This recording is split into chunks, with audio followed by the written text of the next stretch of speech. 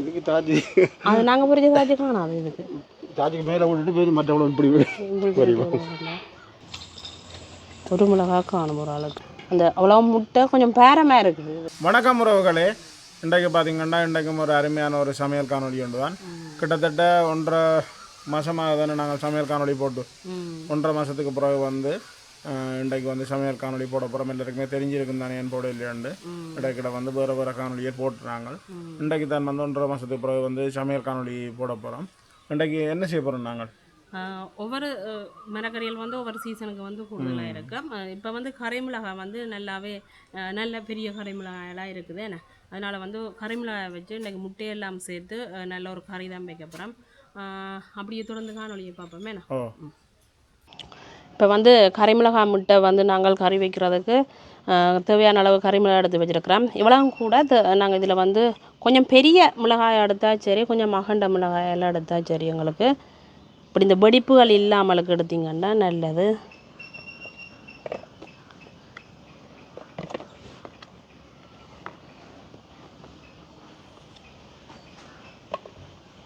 நாலு மிளகாய் காணுமே, பெரிய மிளகாய் தானே. இதை முதல் வந்து கழுவி எடுப்பேன்.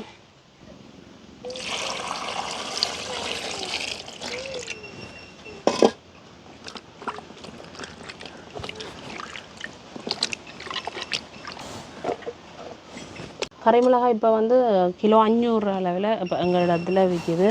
உங்களோட இடத்துல எல்லாம் என்ன விலைன்னு சொல்லி மற்ற மரக்கறிகளும் இப்போ விலை குறைவு. கொஞ்சம் 15-20 நாளைக்கு முதல் 100-1000 ரூபாயெல்லாம் விற்ற கத்திரிக்காய் இப்போ விலை குறைஞ்சிட்டாங்க. 250 ரூபா 200 ரூபா அப்படி கணக்கவா எடுத்தால் தோட்டங்கள் எடுத்தால் 200 ரூபாய்க்கு அப்படி எடுத்துக்கொள்ளலாம். எங்களுக்கு இதோட வந்து ஒரு கணக்கு இல்லை, 2 பச்சை மிளகா தேவை. பச்சை மிளகா செடியிலேயே வந்து அதை நாங்கள் பிடிங்கி கொள்ளுவோம்.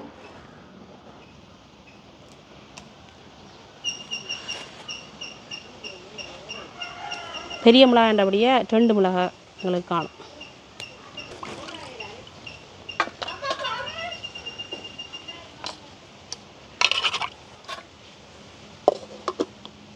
முதல் வந்து பச்சை மிளகாயை வெட்டி எடுத்துக்கொள்ளுவோம்.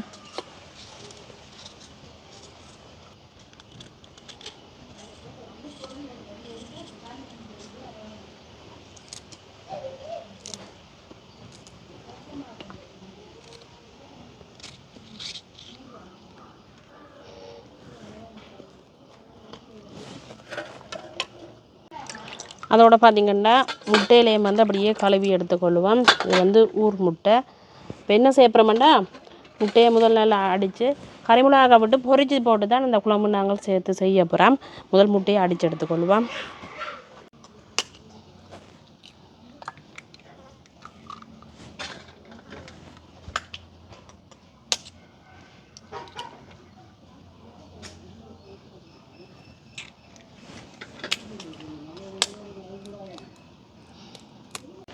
கொஞ்சமாக நாங்கள் உப்பு சேர்த்துக்கொள்ளுவோம்.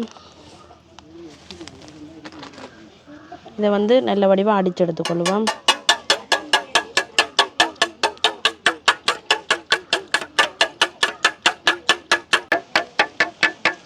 நல்ல வடிவாக முட்டையை நாங்கள் அடித்து எடுத்துக்கொண்டோம். இப்போ வந்து அடுப்பை மூட்டிக்கொள்ளுவோம். நிறைய நாளுக்கு பிறகு நாங்கள் இப்படி அடுப்பை மூட்டுறோமே. மற்றது என்னென்றால் அடுப்பு பழைய அடுப்பு எங்கேயோ காணாமல் போயில உடஞ்சி போச்சுலாம். ஏற்கனவே வடிச்சு தான் கிடந்தா உடஞ்சி போச்சு. அப்போ இன்றைக்கு புது அடுப்பு கொண்டு போண்டினது. அதை விட இப்போ முந்தின மாதிரியில் இப்போ மண் பாத்திரமும் கொஞ்சம் விலை கூட தானே. இந்த அடுப்பு எவ்வளோ 500 ரூபா.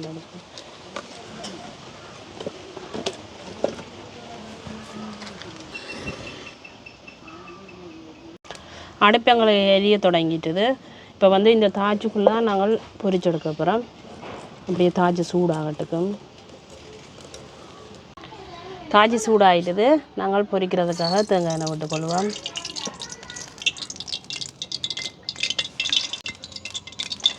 பார்த்திங்கன்னா எண்ணெய் வந்து சூடாகி கொண்டிருக்குது. நாங்கள் வந்து இப்போ பெரிய வெங்காயத்தை நல்ல சின்னஞ்சினா அரிஞ்சு வச்சுருக்கிறோம். அதையும் வந்து இந்த அடிச்செடுத்த முட்டைக்குள்ளே சேர்த்துக்கொள்வோம். கிணக்க போடணும் மண்டியில் வெங்காயம். அதையும் இப்படியே நல்ல வடிவாக கலந்து விடுவேன். இப்படியே என்ன செய்யப்படுறோம்னு சொல்லி சொன்னால், ஒவ்வொரு மிளகாயாக என்ன செய்யப்படுறேன், இதை வந்து தலைப்பால் வெட்ட பண்ணணும். நாங்கள் இப்படி வெட்டாமலுக்கு ஒரு இப்படி ஒரு இந்த பொருக்கு வெட்டுனா சரி.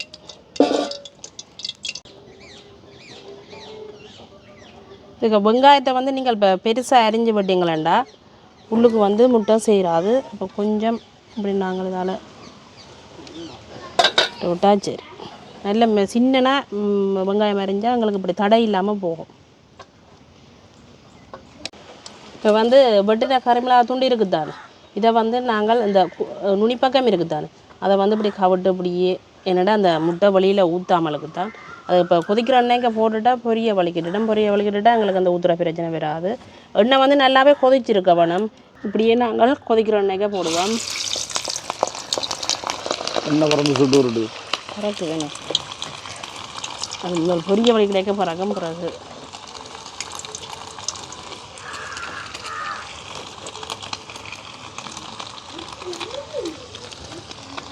அது இந்த மேலால் அந்த முட்டை கொஞ்சம் வழியில் சிந்து மேலும் அதுவும் அப்படியே மேலால் அப்படியே மொறுத்து கொண்டு போய் இருக்குது பாருங்க.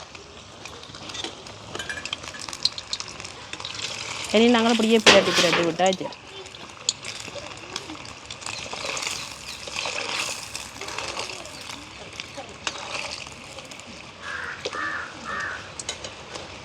அடுப்பு எரிஞ்சுதாண்டா கறியிடும், ஆனால் உள்ளுக்கு வந்து பொரியாமல் போயிடும். இப்போ அளவான தணலில் விட வேணும். இப்போ பார்த்திங்கன்னா எங்களுக்கு முதலாவது மிளகாய் வந்து அப்படியே நல்லாவே பொரிஞ்சிட்டுது. இப்போ கணக்காக எண்ணெய் விட்டிங்கன்னா 2-3 மிளகாய் வந்து பொரிச்செடுக்கலாம். ஆனால் இப்போ பொரிச்ச எண்ணெயை நாங்கள் திருப்பி பாவிக்க போகிறோம் இல்லைன்றபடியாக கொஞ்சம் எண்ணெயை விட்டு ஒவ்வொரு மிளகாயாக பொரிச்செடுக்கிறேன். எப்படி பொரிஞ்சு வந்திருக்குன்னு பாருங்க. இப்படியே முட்டை சேர்த்து வச்சுருக்கிற மற்ற மிளகாயும் போட்டுக்கொள்ளுவோம். கொஞ்சம் சின்ன மிளகாய்ன்றபடியாக 2 மிளகாயும் சேர்த்துக்கொள்ளுவோம்.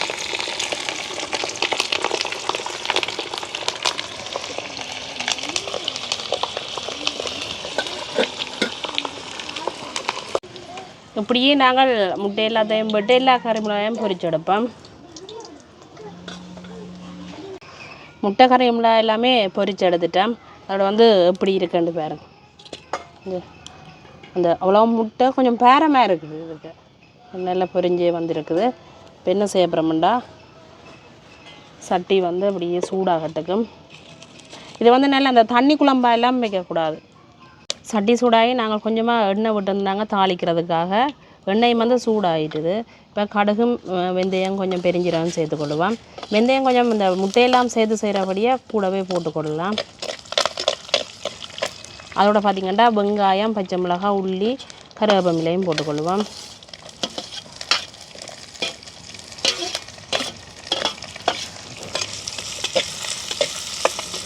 கறிமிளகா வந்து பொரித்து எடுத்தபடியாக தாளிக்கிறதுக்கெல்லாம் நீங்கள் எண்ணெயை வந்து நல்லாவே குறைச்சே விட்டுக்கொள்ளுங்க.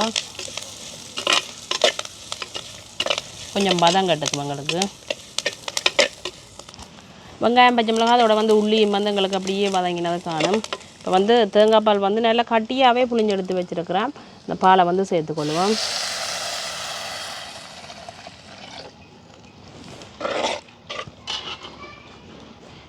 இதோட வந்து கறிக்கு தேவையான அளவு உப்பு சேர்த்துக்கொள்வோம். நாங்கள் பொரியலுக்கு வந்து உப்பு போட்டு தான் பொரிச்சினாங்க.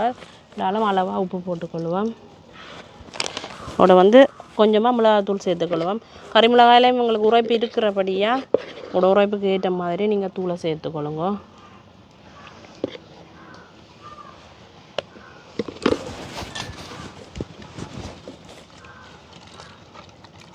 இப்படியே நல்ல வடிவாக கலந்து விடுவோம்.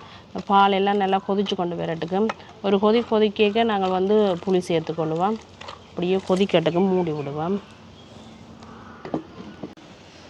குழம்பு வந்து அப்படியே நல்லா கொதித்து கொண்டு வருது. இப்போ நாங்கள் கரைச்சி வச்சுருக்கிற பழப்புளி கொஞ்சம் விட்டுக்கொள்ளுவோம்.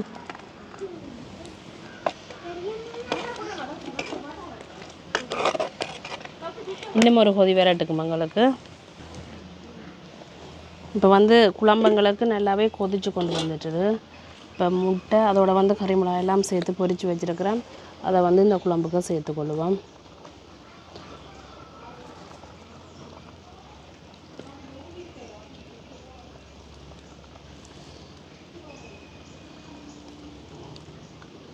உரைப்பு வந்து குறைச்சி தான் போட்டிருக்கேன். ஏன்னா நார்மலாக கறி மிளகாயில் வந்து கொஞ்சம் உரைப்பு இருக்குதான்.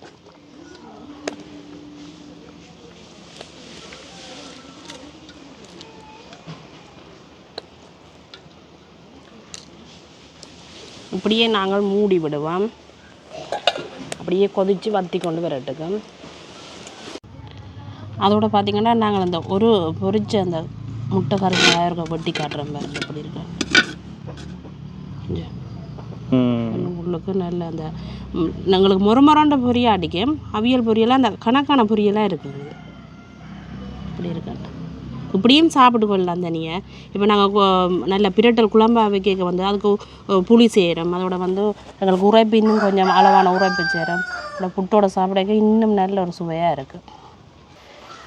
என்னென்னு பார்த்தீங்கன்னா அப்பா சொல்கிறார், இப்போ பொரிச்ச எண்ணெய் இருக்குது தானே, கறிமிளகா முட்டை பொரிச்ச எண்ணெய், அதுக்குள்ள வந்து இப்போ தான் அப்படியே பேக்குகள்லாம் போட்டு வச்சுருக்கிறார். பெரிய மிளகாய், இந்த மிளகாய் இது என்ன மிளகான்னு சொல்ல தெரியல. பச்சை மிளகாய் தான், பெரிய நீட்டு மிளகாய். இந்த மிளகாயும் பொரிச்சு தரட்டா பண்ணு. இப்படி மிளகாயும் புட்டோட இப்படி கீறி போட்டு நல்லா உப்புல போட்டு பொரிச்சா அப்போ இதுக்கு தாஜி காணாது. இதுக்கு தாஜி அது நாங்கள் பொரிச்ச தாஜி காணாது. இதுக்கு தாஜிக்கு மேலே விட்டுட்டு போய் மற்றவளை இப்படி இந்த மிளகாய் பார்த்தீங்கன்னா இன்னும் இன்னும் நீளமாக வரும். இது இன்றைக்கு நாங்கள் டெஸ்ட் பண்ணி பார்ப்போம், இதை இருக்கா புரிஞ்சு பார்ப்போம். இது பொரியலுக்கு எப்படி இருக்கணும், பச்சை மிளகாய் நல்லா இருக்கும். பொரியலுக்கு நல்லா இருக்கும். உரைப்பு எப்படி இருக்குன்னு தெரியா. இன்றைக்கு ஒரு உரைப்பு பார்ப்போம். நாங்கள் அந்த அண்டை பிடிங்கிற மிளகாயை வந்து கடை உரைப்புன்னு சொன்னோம். அப்போ இதை தனியாக இருக்க பொரிச்சு பார்ப்போம். கிணக்கு வந்து போட்டு உப்பு துவச்சி போட்டு உடனே பொரிச்சு. சரி, உங்களுக்கு அதை பொரிச்சு தரலாம். இது இன்னும் ஆளுக்கு ஒரு மிளகாய் எனக்கு கறிமிளகாய் காணும். இப்போ உங்களுக்கும் காணுமே என்ன கனடா நாட்டுக்கு இன்னச்சு மிளகா பொரியல் சாப்பிட மாட்டேன். இப்போ நாங்கள் ஒருக்கா திறந்து பார்ப்போம். நல்லாவே வற்றி கொண்டு வந்துட்டு தானே. எப்படி இருக்கான்னு பாருங்க. அப்படியே ஒவ்வொரு அந்த கறிமிளகாயம் வந்து முட்டை உள்ளது இருக்குது தானே, நல்லா பொரிஞ்சு அப்படியே குழம்புக்கு எல்லாம் ஊதி நல்ல பெரிய பெரிய அப்படியே மிளகாயாக இருக்குது. நல்ல திக்கான குழம்பாகவும் வந்துட்டுது எங்களுக்கு. இப்படியே நாங்கள் இறக்குவோம்.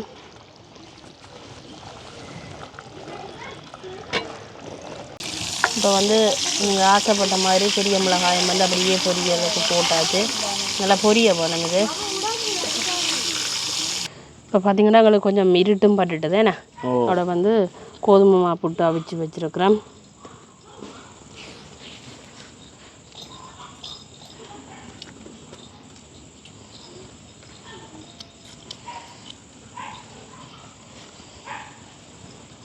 அதோடு வந்து மிளகாய் பொரியல்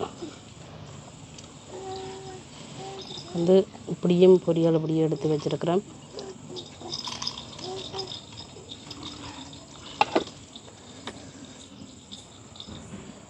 அதில் வந்து அப்படியே நல்ல ஒரு கறி மிளகாய் முட்டை சேர்த்த ஒரு குழம்பு. ஒரு மிளகாய் காணும் ஒரு ஆளுக்கு. நல்ல பிரட்டல் குழம்பாக வந்துட்டு இப்படியே நாங்கள் சாப்பிடுவோம். வேணா இப்போ நாங்கள் சாப்பிட்டு பார்ப்போம். வேணா மிளகாய் தூக்கம் பயங்கர பாரமாக கிடக்கு. முட்டை இருக்குது தானே.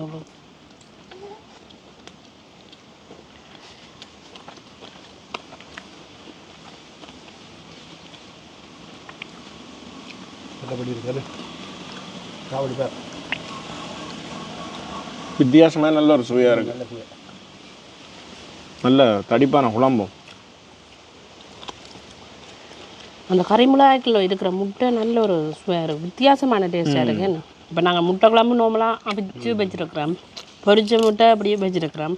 இது வந்து இன்னும் நல்ல ஒரு வித்தியாசமாக இருக்குது. அந்த கறிமிளகாயில் இருக்கிற அந்த தோல் அப்படி உரித்து எடுத்து போட்டு நீங்கள் சாப்பிட்டு பாருங்கள், நல்லா இருக்கு.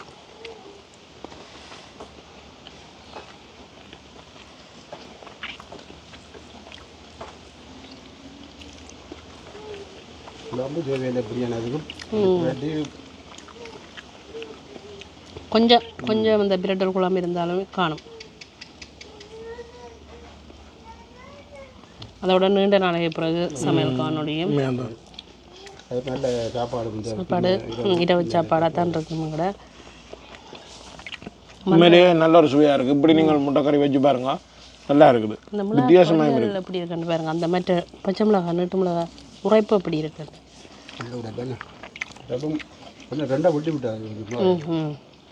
உழைப்பு பரவாயில்லை. இதுக்கு வந்து ஆக உரைப்புன்னு சொன்னால் கொஞ்சம் புளியும் விட்டு உப்பு மட்டும் அவிச்சு போட்டு பொரிச்சா நல்லா இன்னும் நல்லா இருக்கும். இப்போ நாங்கள் உடனே பொரிச்சபடியாக புளி விட்டு அவிக்கல, நம்மளாக ஊற விட்டுட்டு தான் பொரிச்சுனாங்க. உண்மையிலேயே பார்த்தீங்கன்னா இன்றைக்கு ஒரு அருமையான ஒரு சாப்பாடு. அப்போ நாங்கள் இதோட இந்த காணொலியை முடிச்சு கொள்வோம். இதோட இந்த காணொலியை முடிச்சு கொள்கிறோம். நன்றி, வணக்கம்.